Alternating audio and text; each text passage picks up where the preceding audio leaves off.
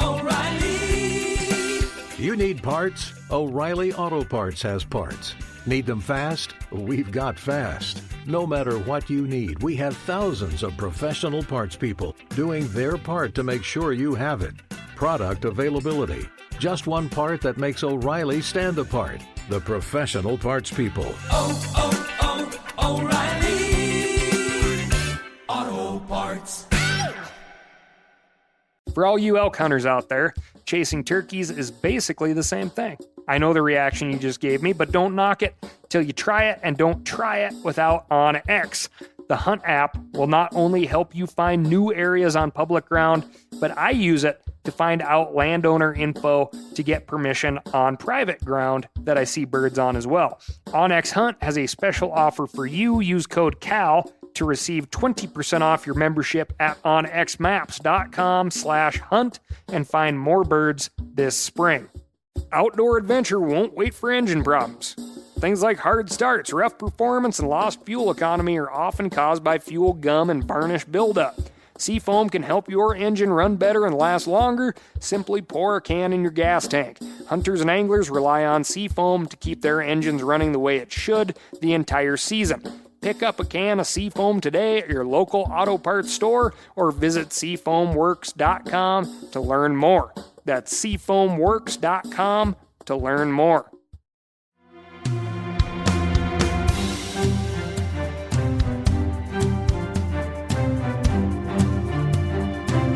From MeatEater's World News Headquarters in Bozeman, Montana, this is Cal's Week in Review with Ryan Cal Callahan. Now, here's Cal. Hey, why does a male opossum have a forked penis? Because the female opossum has a bifurcated vagina, of course. I honestly don't know why opossums are built this way, but it does sound fitting, if you think about it. The opossum is the largest marsupial found in the Western Hemisphere, and it is the only marsupial found north of Mexico. Mexico, on the other hand, has 7 marsupials to North America's 1. Opossums are known for a defense mechanism brought on by stress. They emit a foul odor from their anal glands and appear comatose. To play possum is, of course, to play dead. Everybody knows that last one. So here are a couple of opossum facts that you may not know. The possum, or opossum, has a total of 50 teeth, which is a lot. Likely the first European description of the opossum was in 1611 by the brief Jamestown inhabitant William Strachey. Strachey said, and quote, "Beast in bigness of a pig and in taste alike." They must have produced a big possum in Jamestown. The gestation period of a joey, which is a generic baby marsupial name, in this case a joey opossum, is only 13 or 14 days.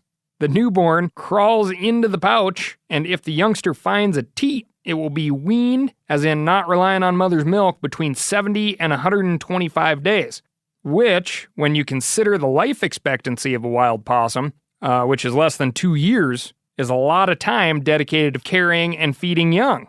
Roughly 1/6 of the female opossum's life for one litter. Opossums have surprisingly wide diets, but what makes them a pretty darned good neighbor is that they will eat an estimated 5,000 ticks per season. Considering my history with ticks and tick-borne illness, I wouldn't mind having a few opossums around in the spring. One more opossum fact for you. Opossums have a particular molecule or peptide in their blood that can neutralize snake venom. When tested, the North American possum peptide worked against both the western diamond-backed rattlesnake and the Russell viper's venom, a poisonous snake native to India. Another interesting bit of possum history: the folks from PETA, People for the Ethical Treatment of Animals, lobbied to take down the loftiest of opossum festivities, the possum drop in Andrews, North Carolina. Brasstown, North Carolina, as everyone knows, is the typical center of possum events. Brasstown being the unofficial possum capital of the U.S. and the original site of the possum drop. The event was started by Clay Logan, local proprietor of Clay's Corner Store, who, quote, wanted to draw some attention that wouldn't get him thrown in jail. Anyway, in this region of North Carolina, New Year's is rung in by partying under a possum hoisted high above the crowd in a plexiglass box. Just like the ball in Times Square, the possum is lowered to a countdown at the stroke of midnight. Now you may be defensive, thinking, what's wrong with people raising a little cane on New Year's? And the answer is nothing. But here, in this case, people are raising a live possum to the top of the Kane law firm building. So, it's different. PETA obtained a video of the event and pasted it to their YouTube page, garnering such comments as, "I was preparing for this possum to be hurled out of the cage above the crowd, but they literally raised it up and down." And, "I was dropped from a 40-story building once in a device they call an elevator. And, I thought they would actually drop the possum, they just lowered it down." And, "Misleading title." And anticlimactic, and you get the gist. Kind of telling of the people that tune into the PETA YouTube channel. It's like they want to see something bad. And, this probably isn't the way a possum wants to spend a day, be it New Year's or not, but this is, oddly, the only congressionally endorsed possum event in the United States. You can thank North Carolina's former Congressman, Heath Shuler, for that. You can find more on the former congressman under an article titled 25 years ago, the Redskins picked the wrong QB. That one's in the Washington Post. The most disturbing part of this situation, aside from just messing with wildlife, is that the state of North Carolina actually passed a series of bills around 2013, including the, quote, Opossum Right to Work Act, or SB 60, and the Clay County Opossum Exclusion Law, that apparently briefly suspended trapping laws and wildlife protections surrounding the event, which, gang, I just have to say, North Carolina is a big state. I find it hard to believe lawmakers in that state don't have anything better to do. Aside from that, you North Carolinians, look at all the awesome facts I just rattled off about opossums. Prehensile tails, naturally containing antivenom, our only marsupial, tastes like a pig and takes care of 5,000 ticks that could be sucking on your blood, not to mention, again, the ever-popular, bifurcated genitalia. If you think about it, we should be raising these critters up in celebration. Let's just make sure they're comfortable when we do it. Hooray! You may be saying at this point, geez, Cal, what is with all the possum facts? Where did this come from? The answer is, a listener sent in a video of an opossum picking ticks off of the head of a white-tailed deer and asked the question, is this tool use? The answer is, of course, no. The opossum is not a tool, it is an animal, and therefore a deer letting the opossum pick the ticks off of its head is an example of symbiotic relationship, mutualism. The opossum gets a meal delivered in the form of ticks, and the deer gets rid of annoying parasites. Then I, found the rest of this stuff digging around, so you're welcome. This week, Australia, lawbreakers, mountain goats, and so much more. But first I'm going to tell you about my week. My week is powered by Steel Power Equipment, the maker of all fantastic things that cut, spray, snip, shear, and occasionally blow your yard and lawn clean. That's just in addition to their line of both gas and battery-powered chainsaws. Give them a look. I sure like them. As it is still waterfowl season, I rolled out to my ma's place outside of Billings. Still just an incredible amount of geese flying around. None of which wanted to come sit in the field, but through a combination of calling and flagging, I managed to persuade a few to come check out my dozen decoys, which, man, dozen decoys does not look like a lot of birds. May have been a little undergunned. Anyway, flagging, which is waving a black flag or a black flag in the shape of a goose in order to get the attention of passing birds, is a technique I find has gone a little out of style. I don't see it that often, but that may be because the folks I see with giant goose spreads, as in lots of decoys, also have spots that the birds actually want to be in and find it unnecessary. Anyway, a morning of laying in the field under a pile of old grass hay resulted in 3 geese, one of which was a lesser, as in a smaller goose for our purposes, and 2 were quite large. I clean the geese like I do a lot of my ducks. I pluck the breast and thigh and fillet the meat off the bone, leaving the skin on. I wrapped and froze a couple of breasts, and the thighs are currently in the sous vide, making a confit. This is a great way to do sous vide, as you can either leave the skin on the birds and cook them in their own fat, or if you want to skin the thighs and legs, you can add only a couple of spoonfuls of the fat of your choice. Either way, cooking in the bag is much cleaner and way more hands-off than simmering a vat of fat for hours in the oven or on the stovetop. The whole fatty pouch of goose legs and thighs can be thrown directly in the freezer as is. Then, when you want them, it's nice to put them on a cookie sheet on top of a cooling rack and heat them up until the fat drips off. Then you can use the pulled meat on anything, and being as it's cooked in fat, it will not disappoint anyone. I also cooked a whole breast skin on by salting and scoring the skin so the fat would melt off. In order to melt the fat, I placed the breast skin side down in a cold pan and brought it up to hot, then flipped the breast and seared the skinless side. Then I threw this in a bag in the sous vide.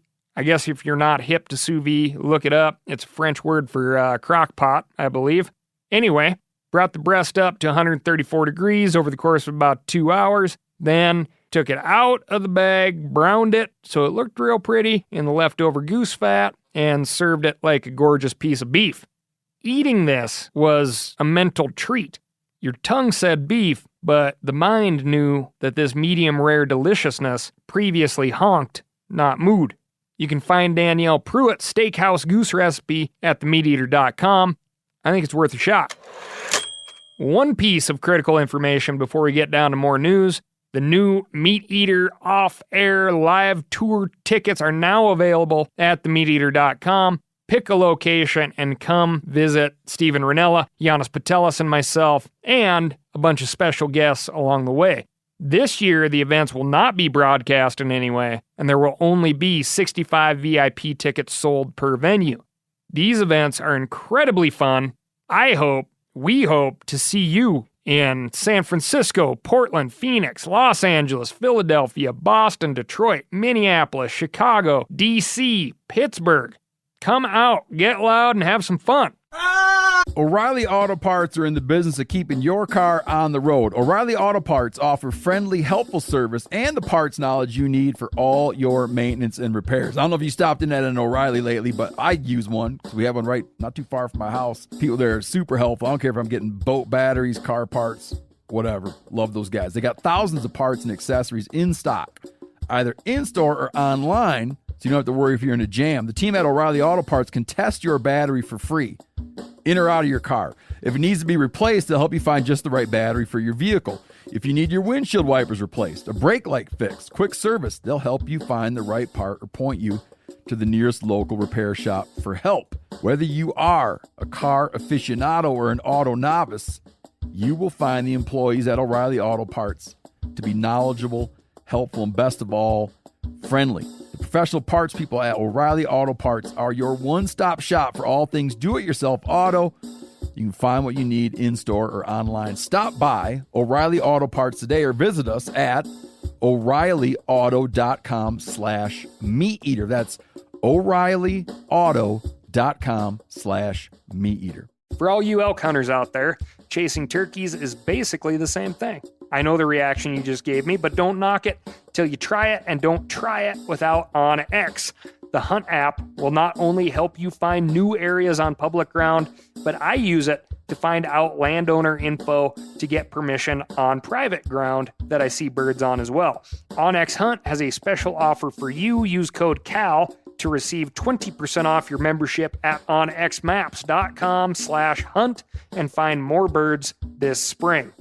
Now, a lot of you guys are familiar with the old hunting tradition of eating, some organ, the heart or a chunk of liver off the first animal you kill. I had that when I was a little kid, and it was a big deal. Organ meats were always prized by frontier people who knew the importance of getting a lot of different minerals and nutrients. And as often is the case, those guys were onto something, because organs are among the most nutrient-rich foods on the planet. And you can get the same benefits your ancestors craved via convenient daily capsules from Heart and Soil, made exclusively from regeneratively raised, grass-fed, and finished cattle. Heart and Soil's unique freeze-drying process means all those important nutrients are trapped in, ensuring you experience every one of the benefits of nature's superfood in a clean, convenient, taste-free capsule. Find out more at heartandsoil.co. And make sure to use code MeatEater for 10% off your purchase. That's heartandsoil.co. Use the code MeatEater. Moving on. to the tippy top of Grand Teton National Park. Many of you have written in very concerned with the lethal removal of mountain goats from the central portion of Grand Teton National Park. An area closure began January 12th, starting on the south side of the south middle Grand Teton, Mount Owen, Tewanot Mountain Peaks, on the west by the park boundary, on the east by the western shores of Jackson, Lee, String, and Jenny Lakes, and on the north by Rolling Thunder Mountain and Eagle Rest Peaks. In between all that stuff, it's all closed. No public access will be allowed in the area during this time, the park said in a news release. And if you don't listen to Cal's Week in Review, there's going to be signs posted at the big access points. The issue here is Rocky Mountain bighorn sheep, although iconic, are kind of sissies. They're very susceptible to disease. They like beating each other up, but they kind of get pushed around by other critters, such as the mountain goat. Now, the mountain goat is native to North America, but it's not native to the Teton Range. The goats apparently migrated into the Teton Range from the neighboring Snake River Range. We transplanted mountain goats into the Snake River Range because A, they're fun to check out, and B, they're incredible animals to hunt and eat. At this point, the mountain goats do overlap with the sheep, meaning they are competing for food and posing a potential risk of disease. MOV, or a strain thereof, is incredibly crippling to sheep. Oftentimes, this disease is incredibly hard to eradicate from a sheep herd, and the effects can be irreversible. Nobody wants to see these goats killed. Costs a lot of money to capture and transport the goats elsewhere, and this is the option the park has at its disposal. Now, it costs money to lethally remove goats from a helicopter, or shoot goats from helicopters as well. Many people in the hunting community have voiced their frustrations over the fact that hunters pay money, sometimes lots of money, just for the opportunity to hunt and hopefully harvest a mountain goat. And here are the feds using our money to kill them. Well, there's a difference. A, this is a national park. Gets lots of visitors, which is why they're using helicopters at this time of year where the goats have retreated up to their winter range. It is extremely difficult, extremely dangerous to go find goats in their winter range. That's why a lot of goat tags don't get filled even in November. There's a lot of traffic in Grand Teton National Park, so the odds of having a controlled hunting season for the general public, even in the fall, when all the other interest groups out there are overlapping, is very, very low. And in my opinion, it's just a bad PR situation for hunting if that were to be allowed. Because the main point here is this is not a hunt, this is an eradication. And there's a big difference between hunting and eradicating. So what has been determined to be the best for the native wildlife and habitat is eradication of a non-native species, not the hunting of a non-native species. Keep in mind, I love mountain goats. I've been on several hunts, and I encourage anyone to go have that experience. But hunting and eradication, again, are not one and the same. To quote First Light founder Kenton Carruth, eradication may be a job, but it's not my job. Moving on to the law enforcement desk. Texas Parks and Wildlife makes a whopper of a fine stick. A North Padre Island recreational boat captain was issued 17 citations for going over the limit on red snapper last 4th of July. An additional 30 citations were later issued for failing to complete wildlife resource documents. Oops! After a tip was received regarding the captain in question, suggesting that he was going over the daily bag limit of 4 red snapper per person per day, game wardens located the vessel near North Padre Island with 7 anglers on board. When the boat was searched, they discovered 45 red snapper in possession. The captain was convicted and fined more than $26,000. That's $578 per fish. Moving over to Kansas and sticking with the crime beat. Apparently the state of Kansas and a landowner have been in a feud over the ownership of a deer shoulder mount. The 14-point Osage County buck is the second largest typical white-tailed deer in the state. The buck was killed in 2011 on Tim Nadeau's property illegally. A poacher, who apparently shot it out the window of his vehicle with a 9mm handgun at 50 yards, which is fancy shooting.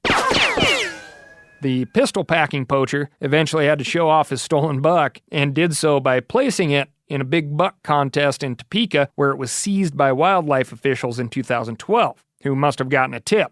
At this point, the landowner sought out a salvage permit for the buck, and apparently being denied, appealed to the governor sometime in 2013 for the deer.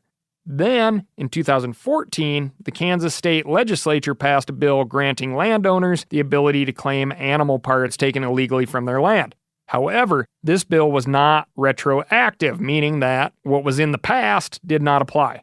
Further, Department of Parks and Wildlife found more reason to deny Nadu when they found that the property in which the buck was illegally taken actually belonged to Nadu's mother, who was not making the claim. Now, at this point, I'm just going to give you my opinion. Keep in mind this is an ownership, a property rights type of situation. I get very at odds when situations like this arise with wild animals being argued as property. My altruistic view of wildlife in North America is that states manage the animals by collecting accurate data for health and population. Then they say how many animals can be proactively taken. As in not killed by accident or winter kill. I'm talking hunting, of course. The buck was killed 50 yards from a road on the corner of 133rd Street and Wanamaker Road during what I think is possibly the best day of the rut, November 11th. Taking a look at OnX and land ownership, if indeed this is where the deer was taken, this corner has several property owners around it. And if you think about how much a buck deer moves during the rut, they put on a lot of miles. It would be hard to say that this buck spent any more time on Nadu's property or Nadu's mother's property than any of the other landowners' property, if you just take into consideration where the buck was killed. So based off that, what constitutes legal claim or ownership? If it's just a finder's keeper scenario, the state found the illegally killed deer at the Big Buck contest in Topeka. No matter if you think the buck belongs to the landowner or the state of Kansas, here's what happened. A possible happy ending if you believe in the free market. The landowner outbid a representative of Bass Pro Shops in a closed auction consisting of two bidders. The price, $16,001. Proceeds go to wildlife in the state of Kansas. Right or wrong, I do not know, but that is what happened. Congrats, Tim Nadu. Moving on, but sticking with crime. Only this time, the crime may be in progress as of this recording.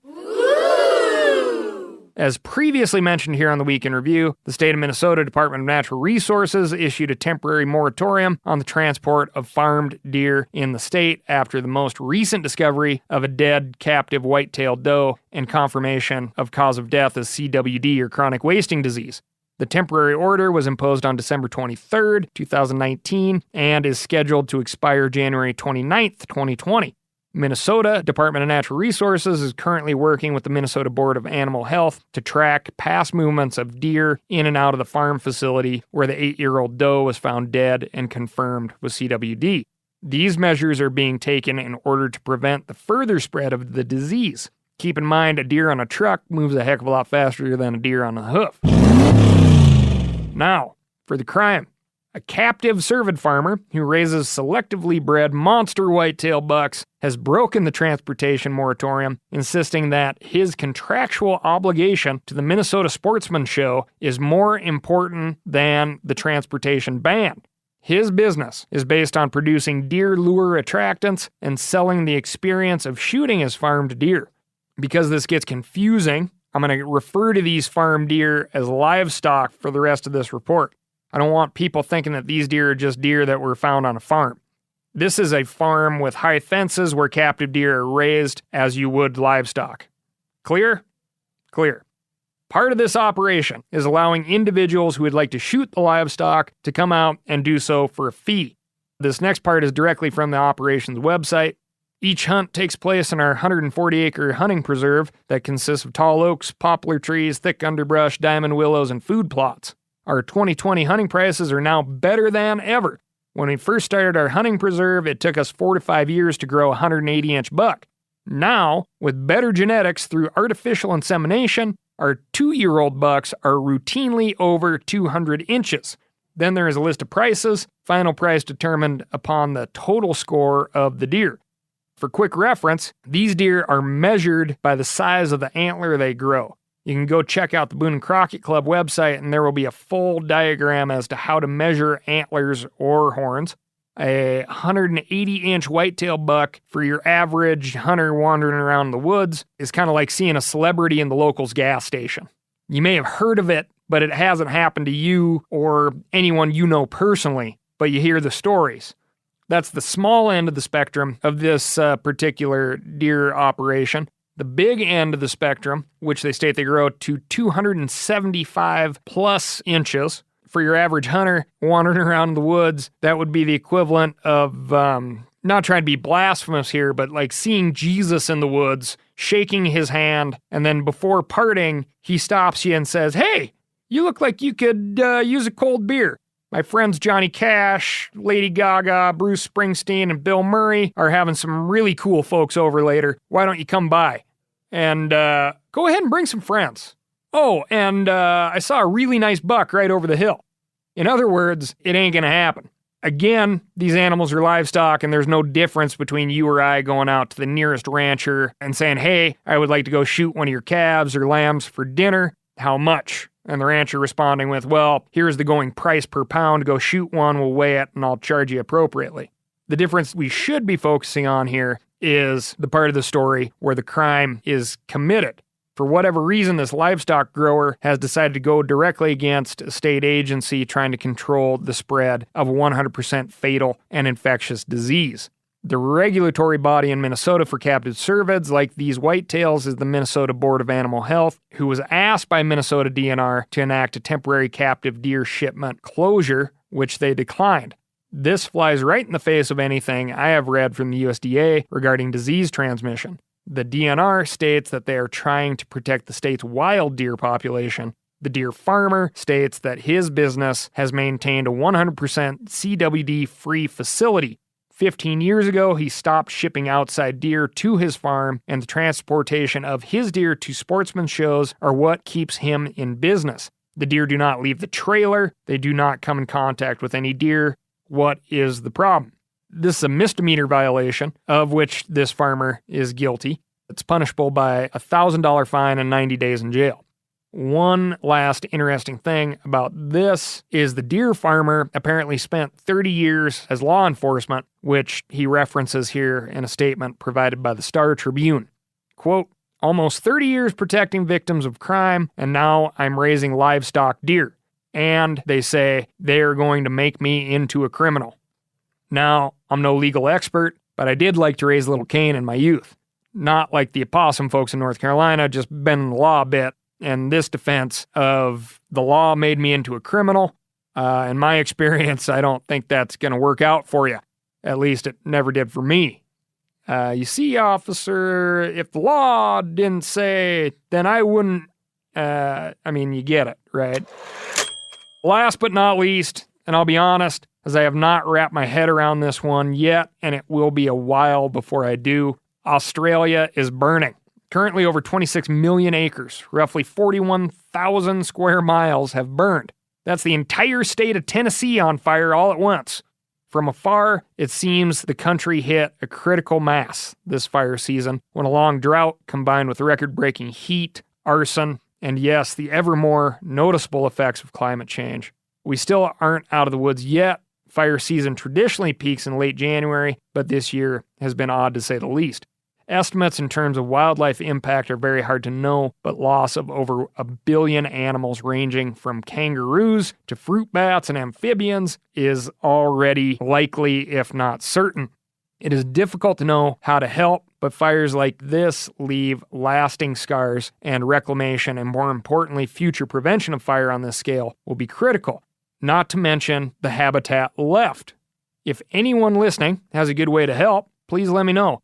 I did see that big badass of a rugby player and seemingly all-around good guy, David Pocock of the Australian national team, is matching donations through his Instagram page. He is a friend meat eater, but that's just one small source I trust, and we're looking for a lot more. Good luck over there. Thanks, that's all I've got for you. And as per usual, let me know how I'm doing by writing in to Ask Cal, that's ASKCAL, at themeateater.com. If you like what you're hearing, tell some friends and leave me a review by hitting that furthest right-hand star. I'll talk to you next week.